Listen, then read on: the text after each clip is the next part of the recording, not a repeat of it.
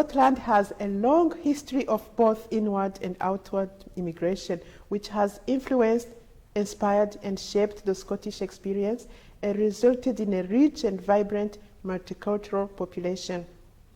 South Asians has been settling in Britain for at least 5 centuries. Early immigrants were usually motivated by personal interest rather than economic hardship. They came to study, to work as doctors or lawyers, or to start new businesses. During Scotland's colonial involvement, Indian seamen, known as Lascars, were hired in Indian ports as cheap labor to crew merchant ships. Many became stranded in Scotland, unable to find work on return voyages to India. Others sought jobs in ports such as Leith, Greenock, and Glasgow, where they worked as peddlers, traders, and traveling sailmen, gradually developing their own small colonies and the social structures that were to assist later migrants. Women migrants often followed their menfolk to Britain, usually working in domestic and supportive role to their husband, father, or brother. During the 19th and 20th centuries, Scotland experienced several waves of immigration. The Catholic Irish were by far the largest immigrant group during the earlier period. Other groups included English, Asian, and Italians.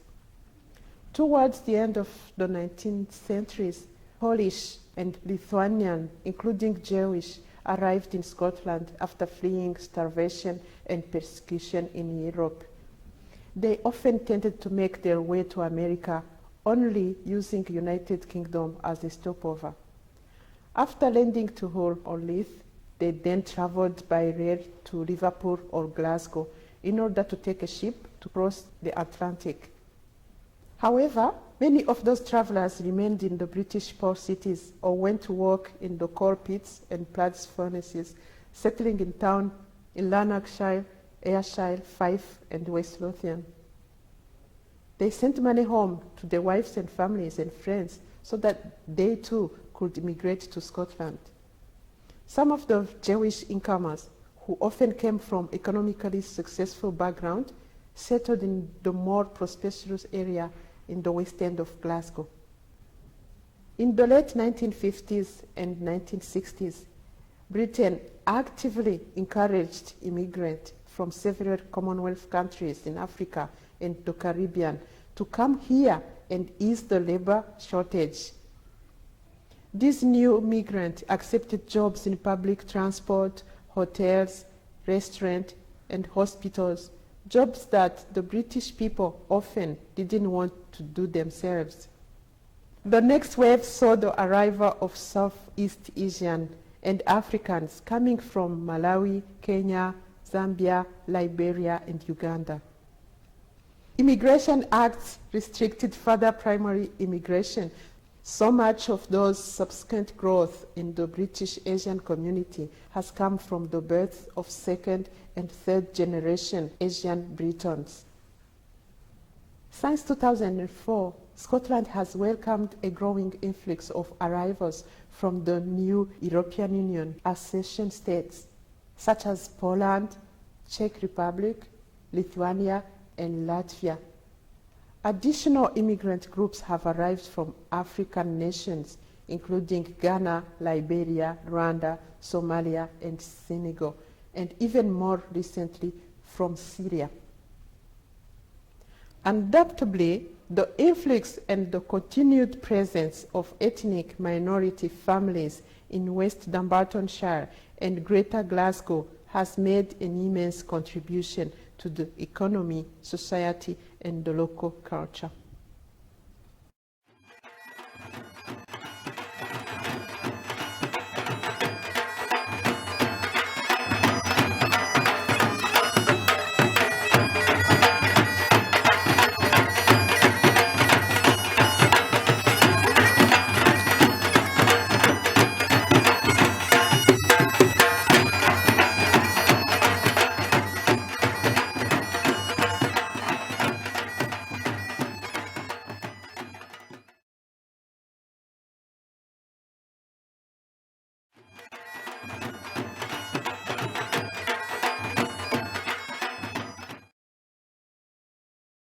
Zambia is a lovely country.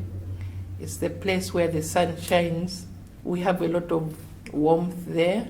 It's a very friendly country, very sociable country, a very welcoming country. It's not highly populated. It's a big country, but there are just about 9 million people there. In Nigeria, you have some 200 tribes there. They speak different languages. One doesn't understand the other. So the national language in Nigeria is English. And in Nigeria, when you go to school, the primary school level is mainly based on the tribal language. But once you go to secondary school, it's English all through. And not only that, because English is the official language, when you do your final secondary school examination, you must pass English at the credit level. Otherwise, you won't be able to progress any further, and you can't even get a government employment as well. So I'm from Yoruba in the southwest, but also English is a common language we all share for communicating. My hometown, we are basically, Pakistan is a quite big country. We are the province of Punjab. My hometown is like Pir Mahal, and it's like a small town, but all the facilities are available and very like a busy town. Because I born there and I had my high schooling there, and after that there wasn't any facility for the further education, so I went to nearby, it's like a 4 or 5 miles away, another big city for my higher education. My brother and sister live in Karachi, so I went for further education in Karachi. I done my graduation in Karachi and came back with my family after 2 years, spending 2 years there. And then I was looking for going to uni. So my family was Niagara, so I started studying with the Open University. So I done my BA. I was doing actually BA teaching course. I done half, then I got married and just finished.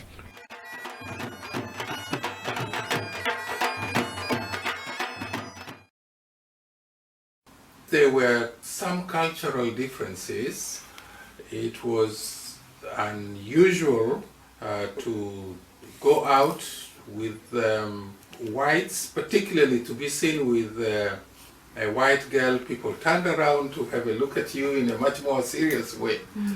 And even going out with other friends, colleagues, boys, you always attract attention more than others, because there were just few of us, very, very few indeed. When I came to London, and that was a fruit, first thing I still remember, because apples and bananas were totally different from the back home, very, very big, and just like they were looking like artificial things. I was asking my husband, are these real? It was cold. I remember it was snow. That's the first time I've seen the snow. And when we arrived we came to London airport, and my dad bought us these big coats, and I was like, why are we wearing these coats? And I could see all these white people walking around us. They were all wearing coats. I mean, at that time the dress sense was different what we wear today. There was no jeans or anything, but I remember they were wearing dresses and skirts, all that. So it looked nice, and I used to look at the ladies, oh my God, they're so fair, they're so white. Nobody was educated in our house, in the family, and it was very difficult to speak English, We went to special school. It was for a ethnic school from all over the world. 2.5 months there, then learn how to say yes and no, then go to the other schools. Cold, rain, dark. That was my first one. The beginning was actually all right, Of course, it's a different country, different culture, different tradition. Everything is different. And my English, I couldn't understand Scottish person at all. So yeah, I had difficult to understand the accent. I really, tatties, flair, that was really a mystery for me.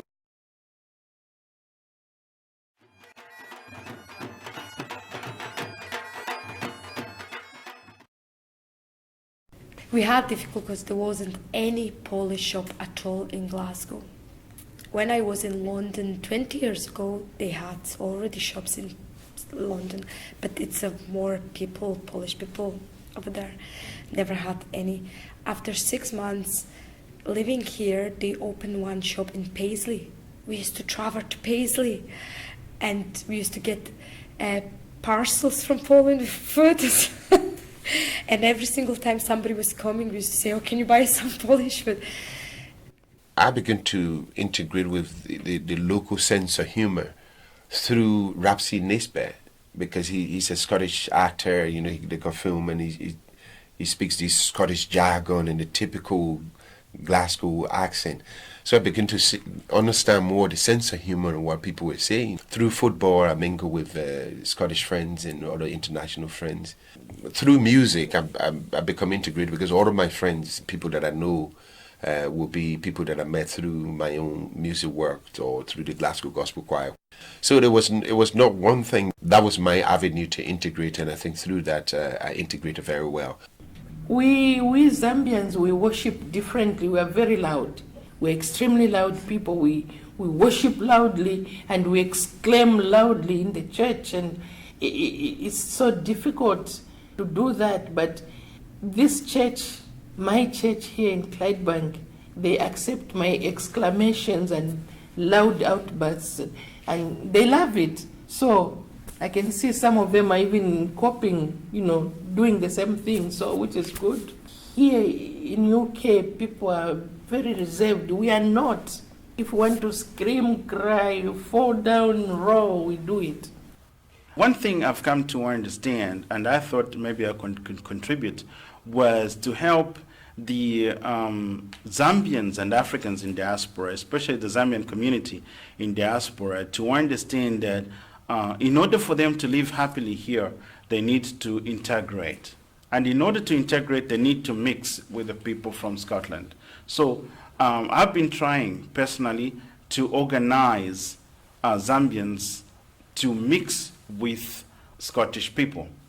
So normally what I've done so far is to organize things like morning tea, where we mix with the local people, and also having functions where maybe we celebrate certain days like independence celebration, where we bring in everybody from different countries, and the local people as well, the Scottish people, so that they come together and when they mix, that's how they get to understand.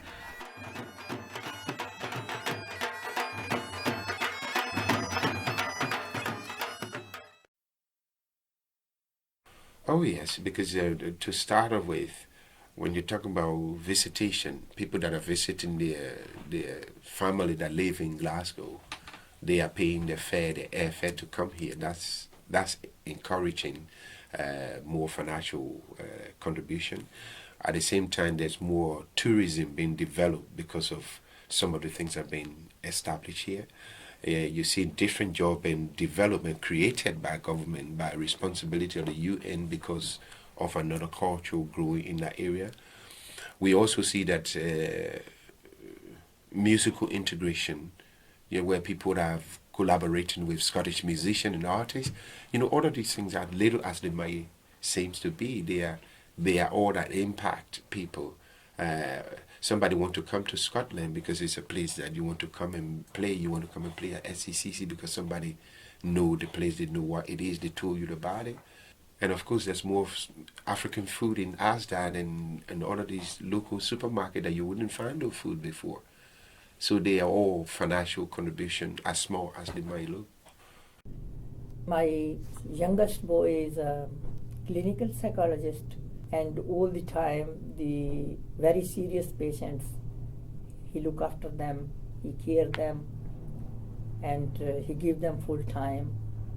So I always tell him that be honest and give them, see your patient as someone, you are a doctor, but you should be there as a parents, you should look after them. He is paying his duty very well, because I used to do that, and at least my 4 children, they went on my nature. So I am quite happy, and that is my contribution. I feel like every Zambian that has come over here has never sat down there without doing anything. They go to work, because you cannot survive in Scotland if you don't do nothing. Because most of the Zambians that are working here, they work on work permit. So they don't have recourse to social welfare. So they need to pay for a lot of things. And that makes them work. So they contribute a lot. They do a lot of jobs that the local people don't want to do. And also, Zambians have learned from their friends. They don't just come here to work like, just working. No, they also live in a community. They have made friends. They have benefited from their Scottish friends. It's a two-way thing. And, some of the Zambians have got married to Scottish people, so, and they've got children, and, those are integrated, and at the end of the day, we have, that kind of situation going on. So I believe, yes, Zambians have contributed a lot to the economy as well as to the cultural heritage here in Scotland. Yeah, I'm working in this community for 30 years. I have got a shop now. I'm a shopkeeper myself, and I go even old folks meetings, and I come here for ethnic minority group. I do like to mix things up with my local community. I hear people's problem and I raise them with them as well. I do like, this is my home now, and my children brought up here, they educated here, and they got good jobs. I'm quite happy for them as well, and they are all credit to me. When I got here, the Caribbean were already here through a program called the Windrush. And they came here purposely because they were brought here to fill in a gap, which was an economic gap. See, that never changed. And when I say that never changed, it never changed. The need never changed. Because if you put water in a plate, you call it a plate of water. If you put the same water that you put in a cup, you call it a cup of water. If you put it in a bowl, you call it a bowl of water. So Africans have been supporting this economy since our grandfathers started coming here, either as slaves, free slaves, or on scholarship. So they should stop us calling us immigrants. We are partners.